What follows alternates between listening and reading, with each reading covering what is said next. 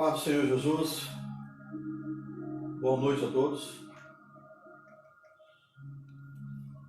os irmãos da EVN, demais irmãos aí que têm entrado, participado desse momento maravilhoso, embora breve, mas alimentador, não por ser eu que estou aqui, mas é por causa da palavra de Deus, aquela que nos alimenta, aquela que nos fortalece, ela que nos dá ânimo para continuar nossa caminhada, sabendo que nossa luta aqui não é em vão. Deus está conosco. Quero convidar você a fechar seus olhos, vamos orar. Vamos falar com o nosso Deus.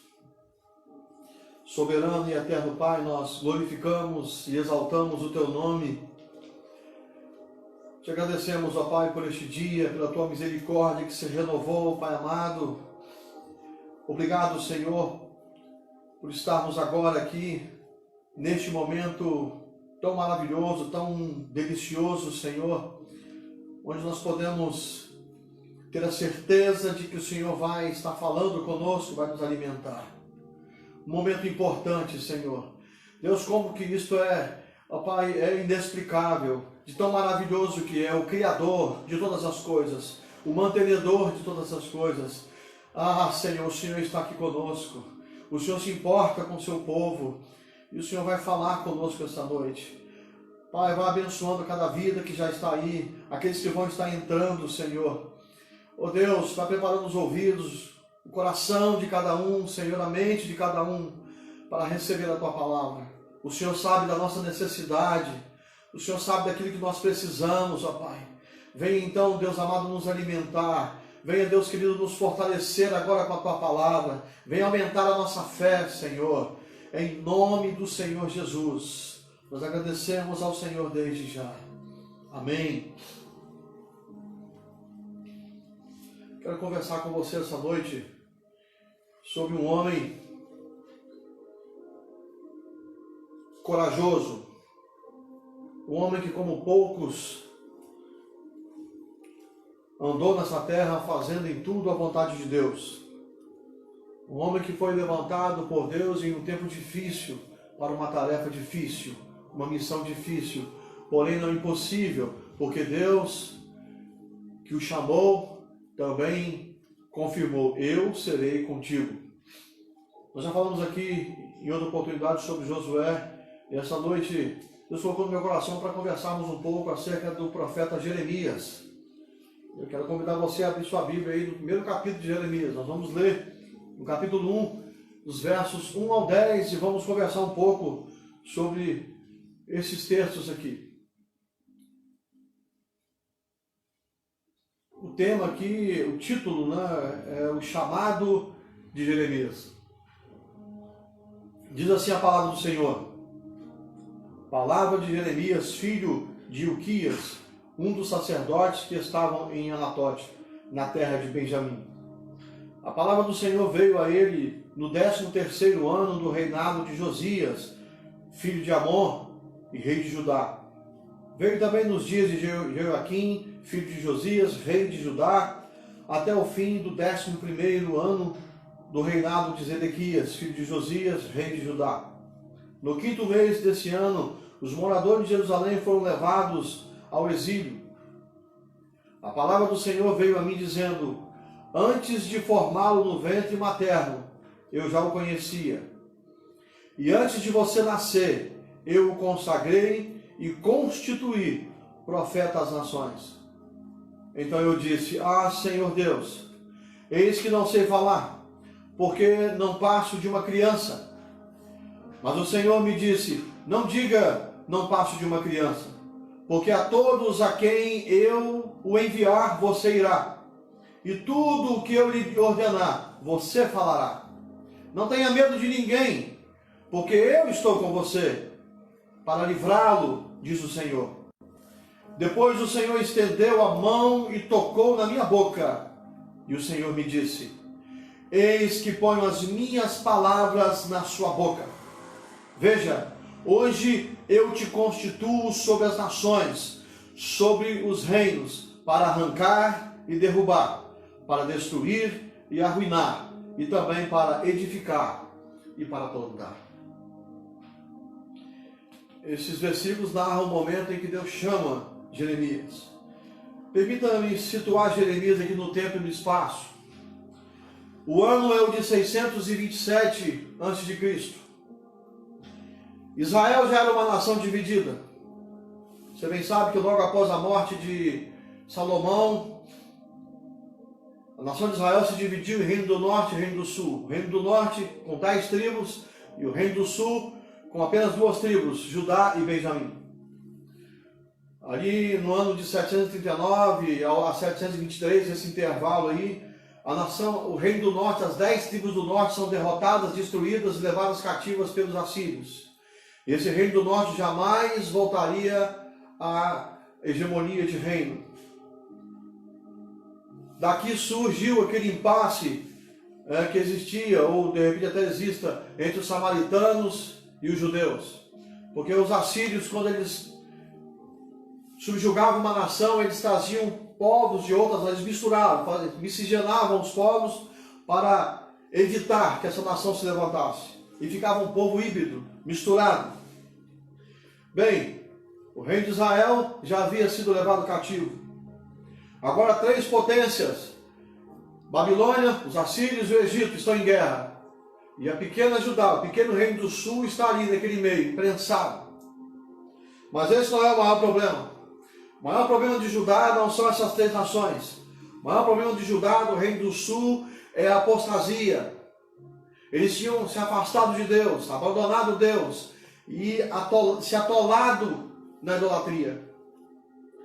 E no meio de todo esse caos, no meio de toda essa dificuldade, uma nação com dificuldade, morrendo espiritualmente, politicamente praticamente destruída, uma cidade já estava sofrendo economicamente, um reino já sofrendo as pressões externas, tentaram fazer aliança com o Egito e deu tudo errado. E no meio de toda essa dificuldade, Deus não levanta um exército.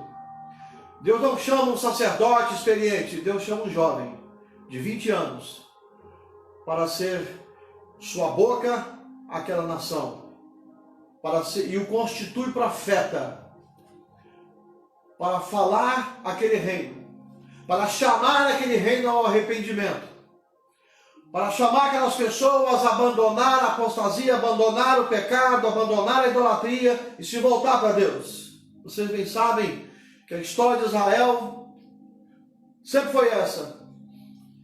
Desde que Deus os arrancou lá do Egito, já no Êxodo eles reclamavam, murmuravam. E depois que entraram na terra, ali na época do livro de Juízo, nós vemos muito isso. Eles abandonavam Deus, e Deus enviava uma nação para poder subjugá-los, eles se voltavam para Deus e assim a coisa acontecia. E nós estamos aqui agora no final. Deus já está preparando o reino do norte, a Babilônia, para subjugar e para ser o chicote de Deus contra essa nação apóstata e idólatra. Jeremias, como eu disse, tinha 20 anos quando ele recebeu o chamado de Deus. Ele vai iniciar o seu ministério profético exatamente há 60 anos depois que Isaías exerceu o seu ministério.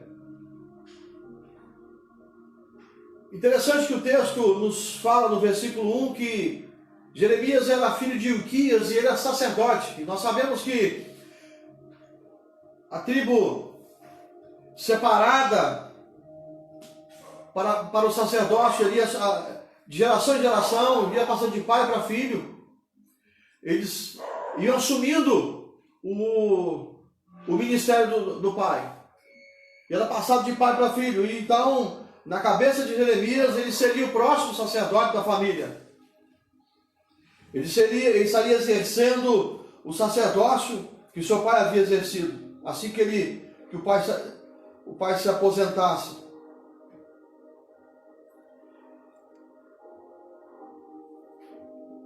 Servir como profeta era uma incumbência que exigia muito mais do que servir como sacerdote. Porque as funções do sacerdote eram previsíveis. Por exemplo, tudo que ele tinha que fazer, praticamente tudo, estavam descritos na lei. Então tinha apenas que seguir ali o cronograma. Oferecer sacrifícios, leprosos para inspecionar, pessoas que estavam purificadas para serem restabelecidas à comunidade, pessoas que estavam impuras para serem excluídas, cuidar do santuário, sacrifícios para oferecer, de modo que o exercício do sacerdócio era algo muito voltado para aquilo que havia sido estabelecido no passado. No entanto, o ministério de um profeta era muito diferente. O profeta nunca sabia o que e quando, o que o Senhor mandaria falar e quando o Senhor mandaria falar. O sacerdote trabalhava para preservar o passado, proteger e manter o ministério do santuário. O profeta trabalhava para mudar o presente, de forma a dar que a nação pudesse ter assim um futuro garantido na presença de Deus. Os sacerdotes lidavam com elementos externos. O profeta trabalhava com o coração do ser humano. Tanto que a palavra coração aparece pelo menos 50 vezes aqui no livro de Jeremias. Eu quero citar 3 textos aqui que falam muito bem disso. Ali em capítulo 3, verso 15, Jeremias falando, trazendo a palavra do Senhor, disse, o Senhor falando para Jeremias, dar-vos-ei pastores segundo o meu coração. É uma promessa de Deus. E eu creio nessa promessa, irmãos. Eu creio nessa promessa. Eu creio que Deus tem levantado e vai levantar ainda muito mais homens valentes, corajosos, dispostos a pregar a palavra, somente a palavra, nada mais que a palavra. Homens compromissados com Deus. O outro texto, Jeremias 17:9, enganoso é o coração mais do que todas as coisas, e desesperadamente corrupto, quem o conhecerá? E o famoso texto de Jeremias 29:13, buscar-me-eis e me achareis quando buscar de todo o coração. Em todos esses textos o coração está envolvido, porque o ministério do profeta era voltado para dentro do ser humano, para trabalhar o coração do ser humano. Os sacerdotes pertenciam a uma tribo especial, sendo assim possuíam autoridade, respeito, eram bem-quistos no meio da comunidade. Mas o profeta poderia vir de qualquer tribo. Ele tinha que comprovar o seu chamado ali. Os sacerdotes eram sustentados pelos sacrifícios, pelas oferendas, mas o profeta não tinha sustento garantido. O sacerdote não era perseguido, irmãos. Perceba que Jesus, ao censurar Jerusalém, ele não disse Jerusalém, Jerusalém que mata os sacerdotes. Não. Ele disse Jerusalém, Jerusalém que mata os profetas.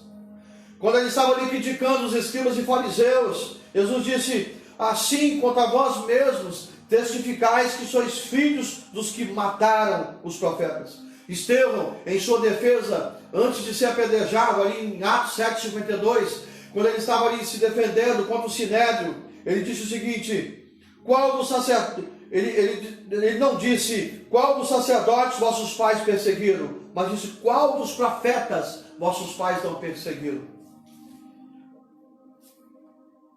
Ser profeta, irmãos, era sinônimo de perseguição, era sinônimo de martírio, porque esses homens levantados por Deus falavam o que Deus queria falar, não o que o ouvido queria ouvir. E quantos hoje têm subido atrás de um púlpito, ou têm ido atrás de uma câmera, e falado aquilo que o ouvido quer ouvir. Palavras melosas para acariciar os ouvidos. É claro que há um interesse por trás disso. Quando na verdade, irmãos, um profeta é chamado para ser boca de Deus. Para falar aquilo que Deus mandar. Esses homens, esses profetas, eles iniciavam assim, assim diz o Senhor. E todas as vezes que Jeremias abriu a boca e disse, assim diz o Senhor, era realmente o que Deus estava falando. Infelizmente, quantas pessoas, quantos profetas estão por aí, ou se dizem, se autodenominam profetas. Assim diz o Senhor, eis que eu, o Senhor, vos digo, quando Deus não está falando nada, quando Deus nem com essa pessoa está andando, Meus irmãos, porque antes de ser boca de Deus, precisamos ser instrumento de Deus. E para ser instrumento de Deus, tem que se voltar para Deus, tem que reconhecê-lo como Senhor, como Salvador. E tem que entregar a Ele por completo o coração, tem que andar em obediência. Não é buscá-lo atrás de algo que queira, mas é buscá-lo por amor, é buscá-lo por querer ter um estilo de vida com Deus, andar com Deus. Ser sacerdote significava ter 3 coisas pelo menos: comodidade, 4 coisas: comodidade, prestígio, estabilidade e previsibilidade. Era um ministério totalmente previsível. O cara conseguia traçar uma linha do tempo da sua carreira. Eu vou ministrar o sacerdócio até tantos anos, aqui eu paro, passo para o meu filho e continuo. No entanto, ser profeta significava ser incompreendido em primeiro lugar. Jeremias mesmo foi preso pelos próprios compatriotas.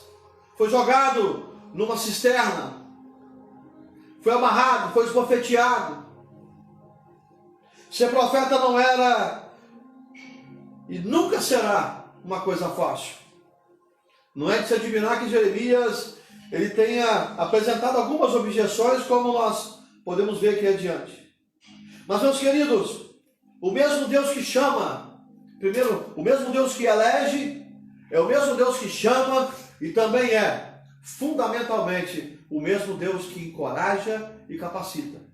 E para encorajar o jovem Jeremias, que no meio desse caos todo que eu vos apresentei no início, Deus deu a ele 3 certezas maravilhosas que estão aqui nesses textos, aqui nesses textos do verso 1 ao 10.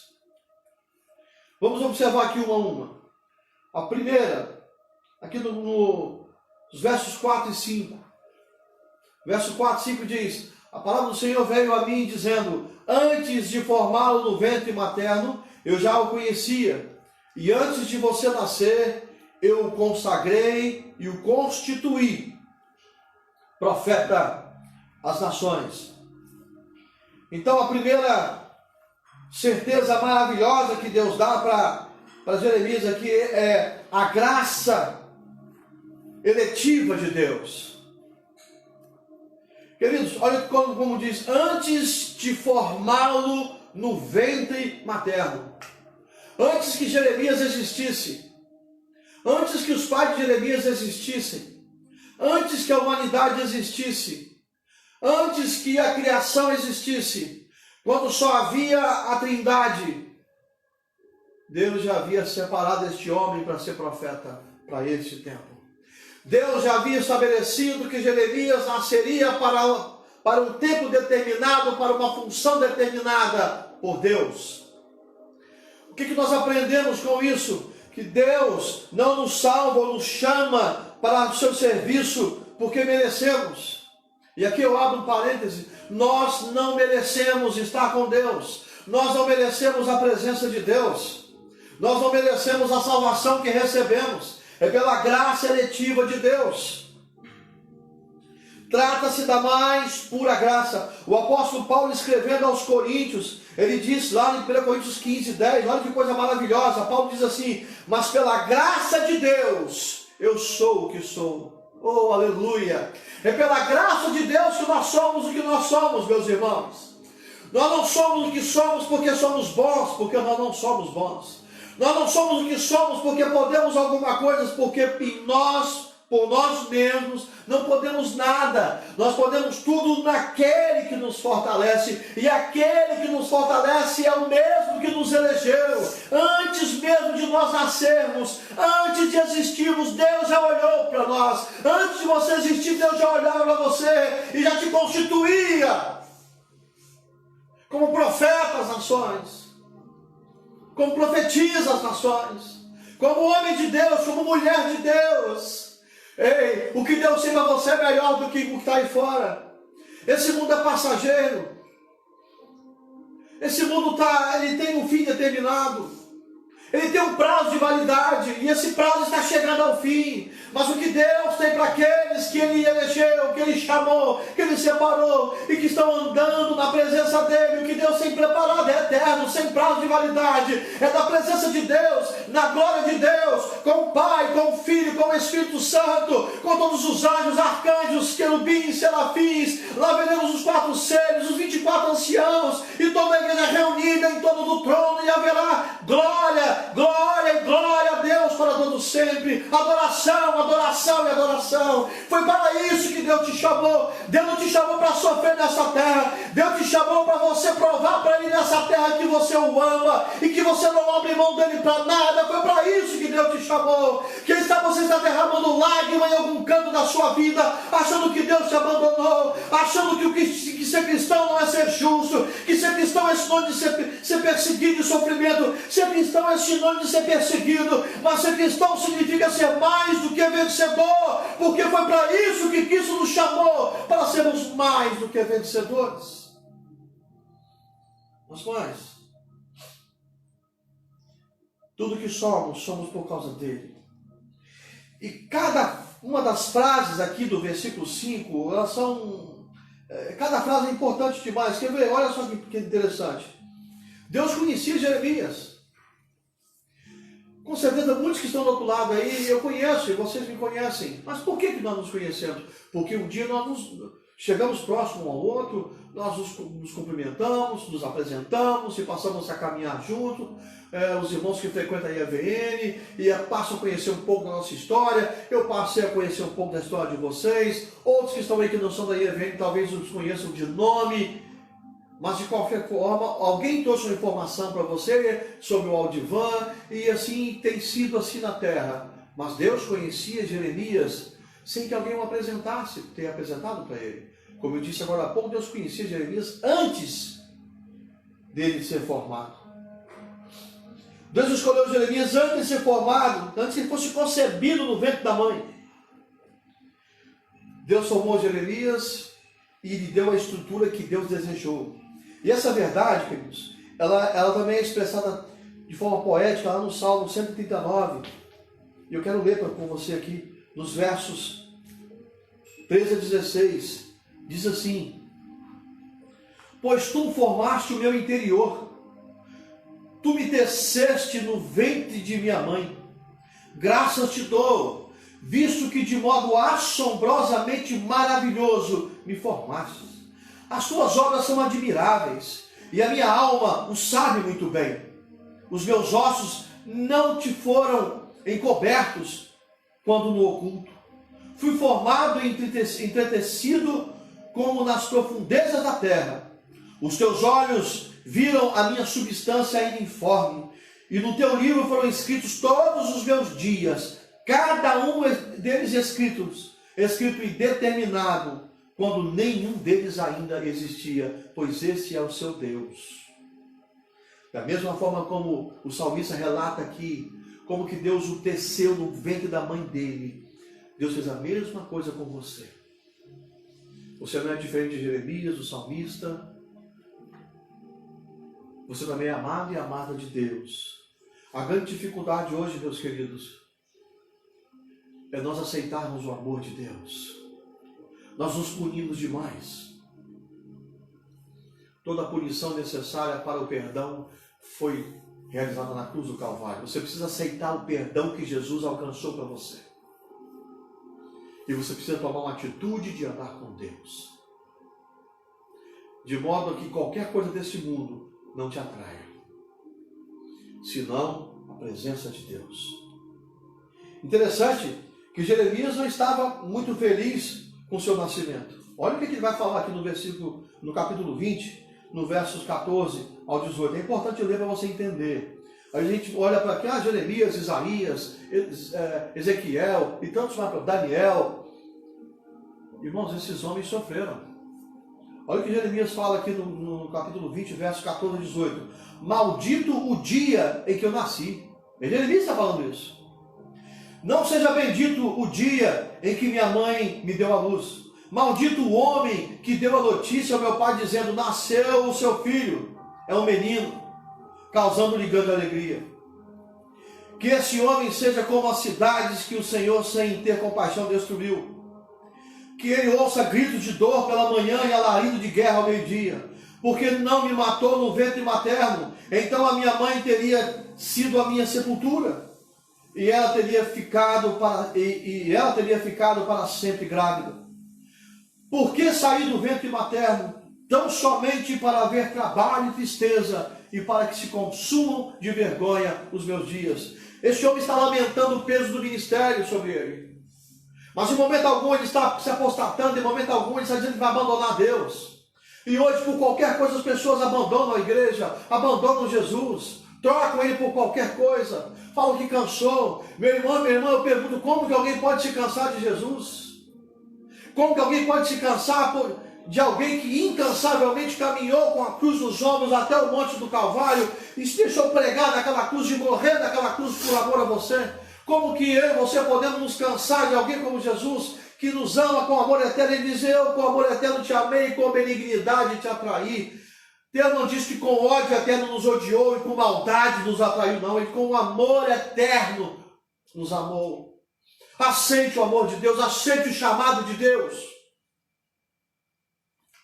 na sua vida. Seguindo aqui, se por um lado Jeremias ele estava gemendo, chegando ao ponto de amaldiçoar o dia que tinha nascido, por outro lado, Deus sabia exatamente o que estava fazendo. Meus irmãos, aquilo que nós somos é um presente de Deus para nós. Mas aquilo que nós fazemos com isso é o nosso presente para Deus. E aqui cabe uma pergunta: qual tem sido o seu presente para Deus? Ou seja, o que você tem feito com aquilo que Deus te deu?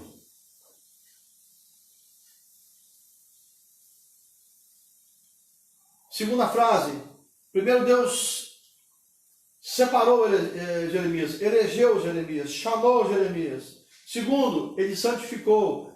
Diz assim o texto: e antes de você nascer, eu consagrei e construí profetas às nações. Eu gosto da tradução da NVT, a Bíblia Nova Versão Transformadora, diz bem assim, essa parte aqui: antes de você nascer, eu o separei e o nomeei para ser meu profeta às nações.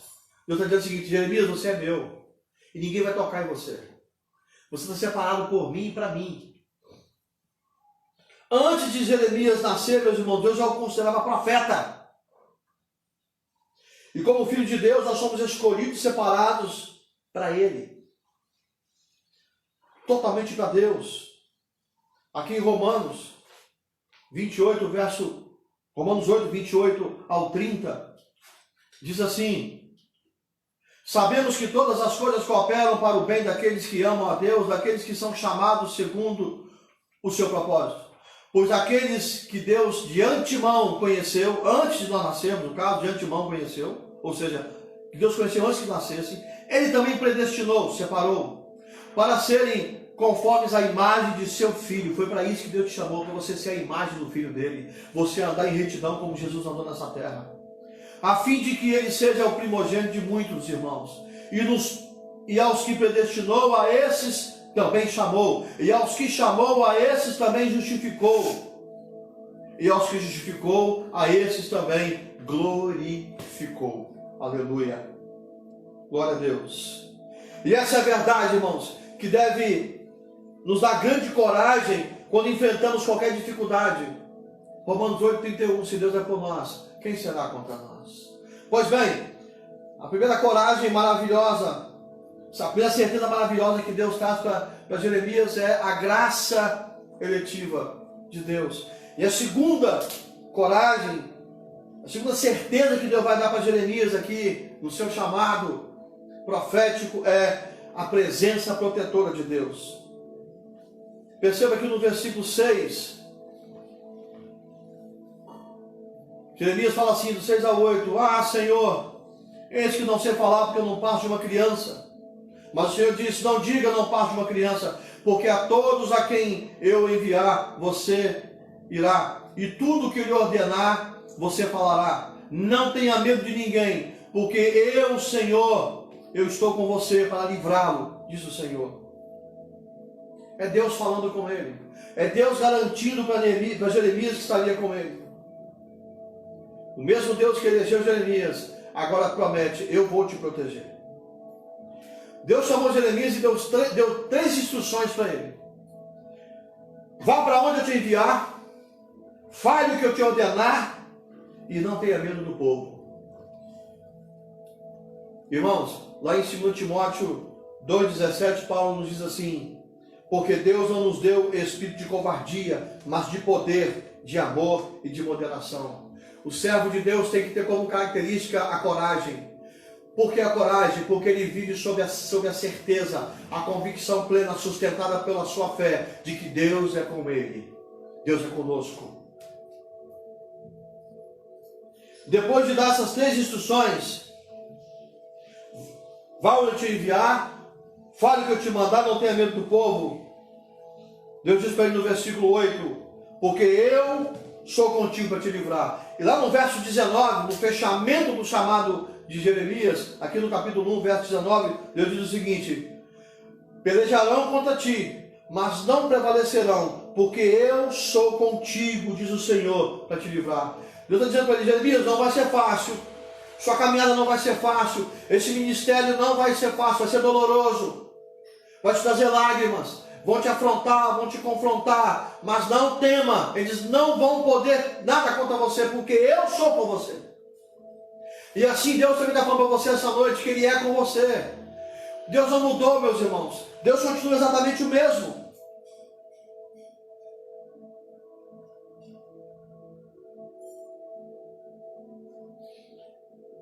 E a terceira e última certeza maravilhosa: primeiro, a graça letiva de Deus. Segundo, a poderosa presença de Deus. Terceiro, a poderosa palavra de Deus. Olha o que diz o verso 9 e 10. Depois o Senhor estendeu a mão e tocou na minha boca, e o Senhor me disse. Deus estende a mão, toca na boca de Jeremias, e com a mão na boca de Jeremias ele diz o seguinte: veja, hoje eu o constituo sobre as nações e sobre os reinos, para arrancar e derrubar, para destruir e arruinar, e também para edificar e plantar. Deus não mandou nenhum sacerdote tocar na boca de Jeremias. Deus não mandou nenhum outro profeta. O próprio Deus foi ali e o ordenou, e o consagrou, e o constituiu profeta. Interessante que no chamado de Isaías, quando a brasa do altar celeste tocou a boca de Isaías, todos os pecados dele foram perdoados e a brasa purificou a boca de Isaías. Quando a mão de Deus tocou Jeremias, deu-lhe poder e autoridade. Deixa Deus tocar em você. Se Deus tocar em você, você está precisando de mais poder e autoridade na sua vida para exercer o cristianismo. Porque o cristianismo, meus amados, ele não é exercido com falácias, ele não é exercido com persuasão, ele não é exercido através da psicologia ou da psicanálise, ele não é exercido através de metodologia humana, ele é exercido através da palavra. Deus não precisa pegar nada emprestado com ninguém, porque ele tem todo o aparato. O cristianismo é exercido através de coragem, com poder e com autoridade. E poder e autoridade se alcança com oração, com jejum, com meditação na palavra. E como temos visto nesses últimos tempos, quantos cristãos têm perdido a autoridade diante da sociedade? Quantas vezes você já não ouviu: fulano é crente? Beltrano é crente? Isso dói no coração. Pessoas que se vestem de um rótulo e mantêm as aparências dentro de um templo, mas não conseguem ser servos de Deus nem em casa, quanto mais no trabalho e no dia a dia. Pois Deus está levantando nesses últimos tempos os verdadeiros profetas, aqueles que honram ao Senhor em qualquer lugar. Deus quer levantar você para este tempo. Para no meio de todo esse caos, o mundo, meus irmãos, as pessoas estão desesperadas aí fora atrás de Deus. Elas não sabem, mas estão buscando Deus. E precisa de alguém que aponte o caminho. E esse alguém é você, sou eu, somos nós, é a igreja.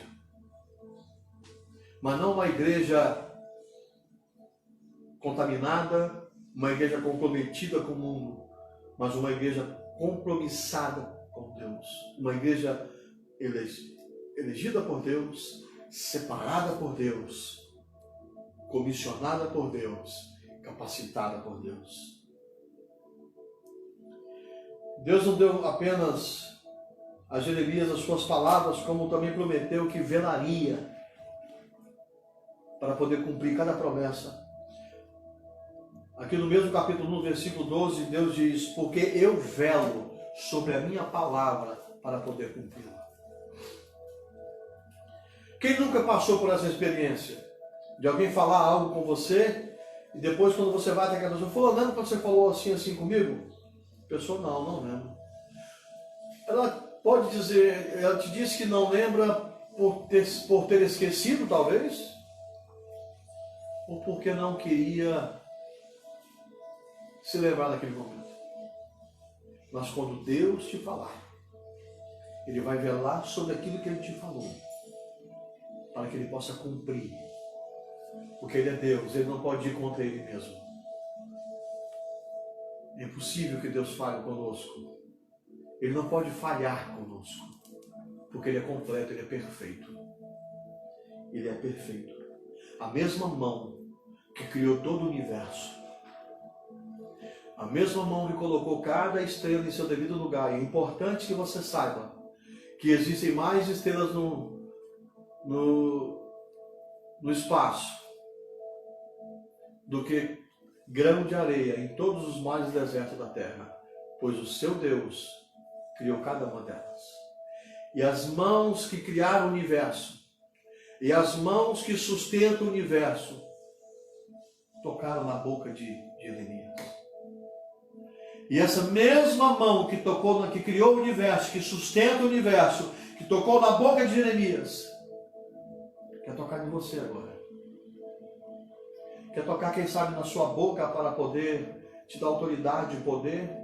Tocar no seu coração, quem sabe, para transformar esse coração que está petrificado em coração de carne, amaciado pela palavra. Essa mesma mão, conforme diz Hebreus 1:3, sustentando todas as coisas pela palavra do seu poder. A mão desse mesmo Deus quer tocar em você agora. Meus irmãos, o assunto da pregação de Jeremias era a palavra de Deus. Infelizmente, hoje, em muitas igrejas, em muitos lugares, a adoração virou entretenimento. E a pregação virou conselhos, né? Item de conselhos. Palavras para aconselhar as pessoas no dia a dia. Quando, na verdade, a pregação tem que ser a palavra de Deus. Paulo, escrevendo a Timóteo, a sua última carta, sua segunda carta a Timóteo, era a última carta que Paulo escreveria aqui nessa terra, antes do martírio. No capítulo 2, no verso 4, Paulo diz para Timóteo: prega a palavra. Quando você pegar a Bíblia na mão, meu irmão, minha irmã, para pegar, seja atrás de um púlpito, seja numa casa, na rua, aonde for, pregue o que está aqui dentro. Fale o que Deus te mandar. Seja a boca de Deus. Não tente falar para agradar. Não tente angariar voto das pessoas. Não tente puxar pessoas para o seu lado com aquilo que você fala. Tente puxar pessoas para o lado de Deus, através da palavra de Deus. Seja verdadeiro no que fala e no que faz. Porque a palavra do pregador tem que estar nivelada com a vida do pregador. Se o que você vive é diferente do que você fala, ou vice-versa, você precisa de um conserto. Para depois pregar a palavra. Jeremias não alcançou os propósitos de Deus aqui na terra por meio de discursos. Não. Para fechar, olha o que aconteceu.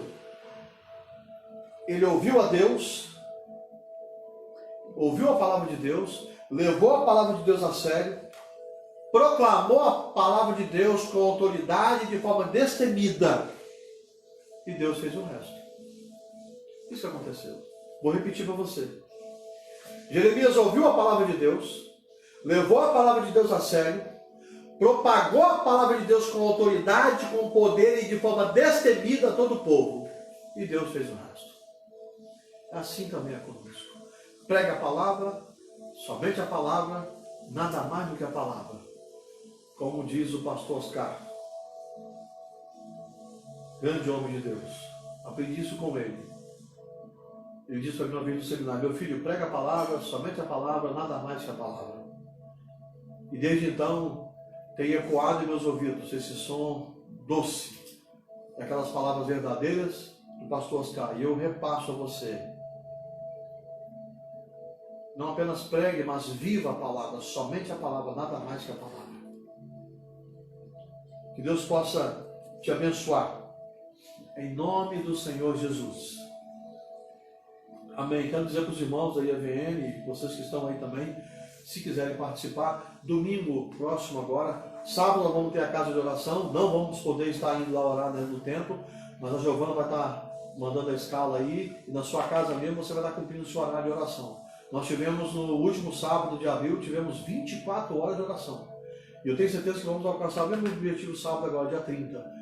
A casa de oração. Vamos estar orando pela igreja, pela nossa nação. Deus está sarando, né? Soprando um vento, mandando um vento, soprando essa pandemia para bem longe. Não só no Brasil, mas em todas as nações. E vamos orar, irmãos. E no domingo, dia 31, às 9 da manhã, nós vamos estar ministrando a Santa Ceia. Vamos estar revivendo, mais uma vez, o que a igreja primitiva vivia, de casa em casa, a partir do pão. É isso que vamos fazer, irmãos. Nós não dependemos do templo para ministrar a ceia e participar da ceia. Dependemos de estar em dia com Deus. Eu espero você domingo às 9 da manhã. Que Deus te abençoe em nome de Jesus. Amém.